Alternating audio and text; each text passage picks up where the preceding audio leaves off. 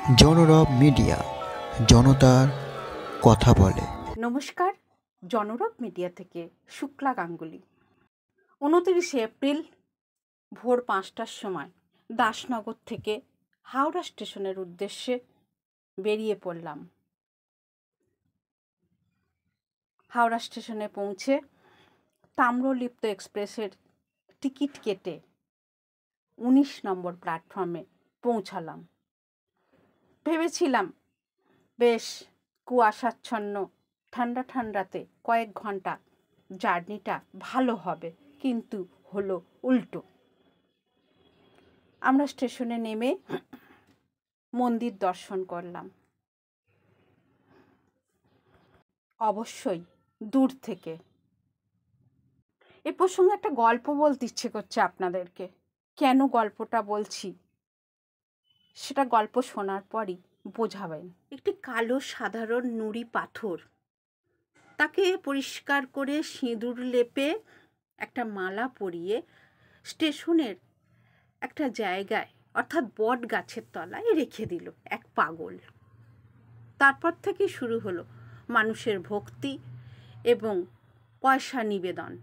এমনকি ট্রেনে যেতে যেতেও অনেক মানুষ হাত বাড়িয়ে বলেন, এই পয়সাটা একটু মন্দিরে দিয়ে দিন, কিন্তু সেখানে তখনও মন্দির গড়ে ওঠেনি।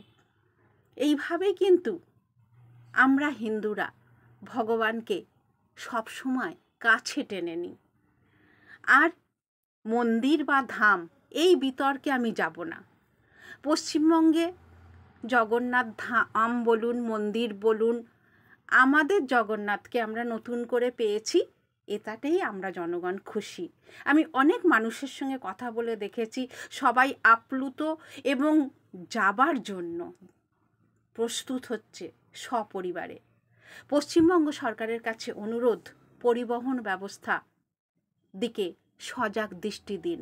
কারণ সাধারণ মানুষ, 8 থেকে 80 বছর মানুষ উদ্গ্রীব হয়ে আছে প্রভু জগন্নাথকে দর্শন করার জন্য। তার সঙ্গে তো আছে উপরি পাওনা সমুদ্র। দীর্ঘ 12 বছর পর দীঘার পা রাখলাম। চলুন আমরা একটু হোটেলে যাই। হোটেল হায়াত ইন। এখানে যারা একটু স্বাচ্ছন্দ্যে থাকতে চাইছেন তারা এখানে উঠুন, এবং বয়স্ক মানুষ এলে খুব সুবিধা। এদের পরিষেবা নিজে পরখ করুন, আমার মুখের কথা বিশ্বাস করবেন না। আমরা এখানে ছিলাম এবং এদের পরিষেবা ভীষণ ভালো। যেমন খাবার অর্ডার দেবেন সেরকমই খাবার আপনার রুমে পৌঁছে দেবে। সুতরাং 2 দিন অন্যরকম থাকলে ফোন করে চলে আসুন নিউ দীঘার কাছে হোটেল হায়াত ইন।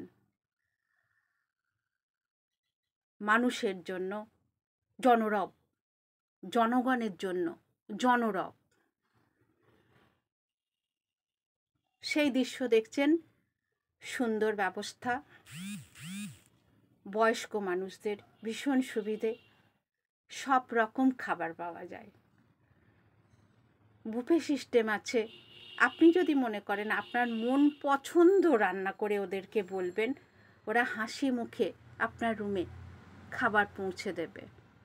সুতরাং 2-4 দিন অন্যরকম থাকতে হলে জগন্নাথ দেব দর্শন করে হোটেল হায়াত ইনে পৌঁছে যান। চলুন আমরা একটু সমুদ্রে ঘুরে বেড়াই। সমুদ্রে অর্থাৎ দীঘার বদনাম হয়ে গিয়েছিল। পশ্চিমবঙ্গ সরকার জগন্নাথ দেবকে প্রতিষ্ঠা করে সুনাম ফিরিয়ে এনেছেন। এটা কিন্তু পূর্ব মেদিনীপুরের অর্থনৈতিক উন্নয়ন হবে। নতুন করে পর্যটকরা উৎসাহ নিয়ে যাবেন, কিন্তু পরিবহন দপ্তরকে সজাগ হতে হবে। যেভাবে ছোট ছোট টোটোওয়ালা গাড়িদের অত্যাচার শুরু হয়েছে তা কিন্তু দমন করতে হবে।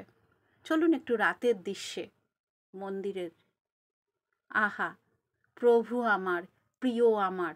রবীন্দ্রনাথ ঠাকুর কি এই ভেবে লিখেছিলেন, প্রভু যখন প্রাণের থেকেও প্রিয় হয়, তখনই বোধহয় এই কথাগুলো লেখা যায়। সুতরাং দীঘায় আসুন, পশ্চিমবঙ্গের পর্যটন ব্যবসা বৃদ্ধি হোক, সাধারণ মানুষের অর্থনৈতিক উন্নয়ন হোক। আপনারা দেখছেন জনরব মিডিয়া। আবার আসছি, দেখা হচ্ছে, কথা হবে।